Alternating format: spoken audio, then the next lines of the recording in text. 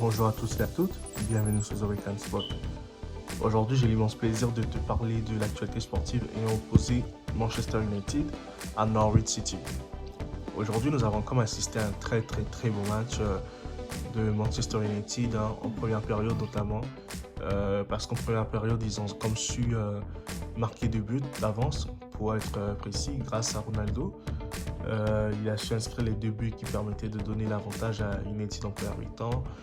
Même si par la suite ils se sont fait rejoindre par un but de Pukki qui a marqué pour réduire le score à 2 buts à 1. Il faut souligner que Pukki c'est un très bon joueur finlandais, mais je pense que Pukki il mérite un club à la hauteur de son talent en fait, parce que c'est un joueur qui est toujours décisif, c'est un joueur qui n'est pas médiatisé, il est sous-coté et on ne lui fait pas tellement de publicité, alors que c'est un joueur qui mériterait même d'être dans un top club, hein, que ce soit en Angleterre, que ce soit en Espagne. Voilà, parce qu'aujourd'hui, les 2 grands championnats, pour moi, c'est l'Angleterre et c'est l'Espagne en fait. Donc, il mériterait d'être dans l'une des grandes équipes de ces pays, mais bon, je pense qu'il n'est pas assez médiatisé, il n'est pas assez mis en valeur pour qui, donc ça fait que on ne le voit pas au haut niveau comme on aimerait le voir, parce que c'est un très bon joueur de soccer. Et rien que ça, on a vu une belle prestation des bons cunets, des Red Devils. Aujourd'hui, ils ont fait un beau match, même s'ils ont été rattrapés par leur vieux démon. Comme toujours, hein, United, c'est pas un club aujourd'hui qui transmet de l'assurance, que ce soit défensive, offensive. Aujourd'hui, si on enlève Ronaldo, les buts qu'il a mis aujourd'hui, si Ronaldo n'est pas dans ce club, mais je me demande qui pourrait bien les mettre, parce que Marcus Rashford, ce n'est plus ça. On sent un joueur qui est en perte totale de confiance. On a Jess Lingard aussi qui n'est pas en confiance.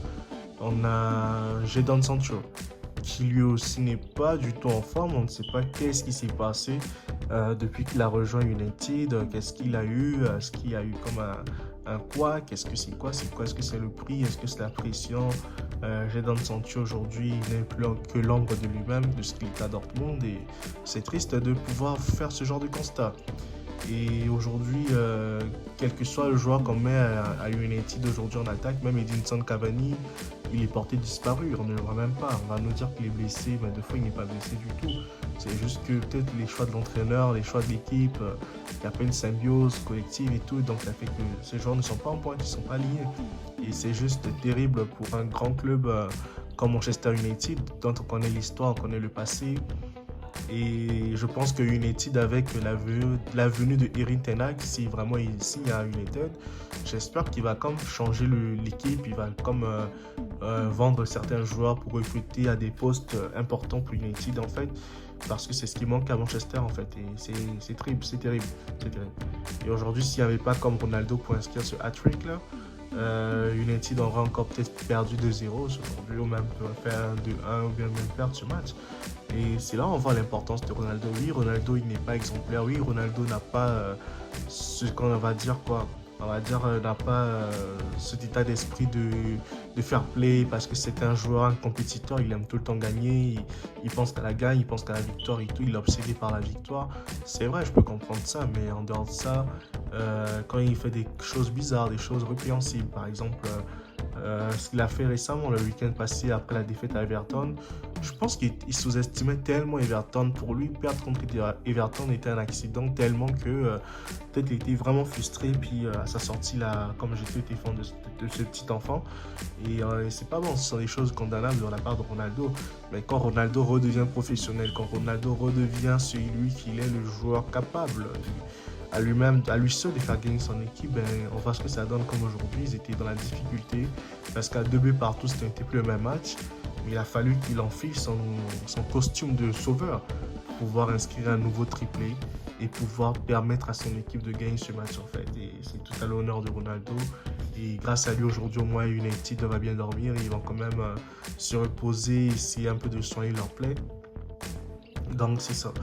À part ça, j'espère que les prochains mercato de United vont se faire de façon intelligente, qu'ils vont recruter les joueurs qu'il faut recruter pour l'équipe, plus recruter en masse des joueurs qui n'ont pas le niveau United, qui n'ont pas le niveau pour tirer l'équipe vers le haut, et que même si recruter des joueurs qui ont le niveau, mais qui puissent, genre, on appelle ça comment, créer un collectif, créer une symbiose pour que tous les joueurs jouent ensemble. Parce qu'aujourd'hui, quand on voit Pogba qui se fait remplacer, mais qui se fait huer, siffler par les fans, c'est comme si le problème United était Pogba. Je suis désolé, les amis. Pogba n'est même pas un attaquant. Pogba, c'est un milieu de terrain. On ne peut pas lui demander de faire ce que un Marcus Rashford ou je ne sais qui, un Ronaldo devrait faire. Pogba, son rôle, c'est le milieu de terrain. Il doit jouer au milieu de terrain. Il doit être là pour le milieu de terrain. Il n'est pas là pour marquer des buts. Il marque quand c'est faisable, il va marquer. Pourquoi est-ce qu'on n'exige pas Luka Modric au Real Madrid de marquer tout le temps des buts, bien Toni Kroos? Mais c'est des joueurs qui sont juste là pour le milieu de terrain. Eux, c'est leur job là, c'est le milieu de terrain, c'est pas l'attaque, c'est pas la défense, ils doivent être au milieu pour équilibrer le jeu. Et c'est le rôle de Pogba. Donc je pense que les sifflets contre Pogba, la moquerie, ça c'est du n'importe quoi, ce sont des bullshit comme on dit. J'espère juste que Pogba, il va pas s'abattre par ces choses-là et qu'il va quitter United. Parce que pour moi, c'est un club qui l'a fait regresser. C'est un club qui a fait que Pogba ne peut même plus prétendre être Ballon d'Or dans sa vie. C'est fini là, avec United, c'est même pas la peine. Et j'espère qu'il sera rebondir ailleurs. Donc, ceci étant, j'espère juste qu'avec leur nouvel entraîneur, comme je dis tantôt, ils sauront faire des bons recrutements, ils sauront recruter des bonnes personnes pour l'équipe. Et que United ne va pas être là encore à dépenser des millions de dollars, pour pas dire des milliards, dans des gens qui vont venir au club et qu'après ça ne va rien apporter en fait. Qu'après on va toujours retrouver la même routine, même échec chaque année. Parce que depuis que Ferguson est parti, c'est un club de losers, c'est plus un club de winners, mais c'est devenu un club de losers. Et c'est triste à dire parce que c'est quand même United en fait. Donc ceci étant, moi je vous dis à très bientôt. Si vous avez aimé cette vidéo, n'hésitez pas à lâcher un pouce bleu ou bien commenter et à partager tout autour de vous afin qu'un grand nombre d'entre vous soyez au courant de notre chaîne et de ce qu'on fait chaque jour. Mais en tout cas, je vous dis encore merci et portez-vous bien. See you guys.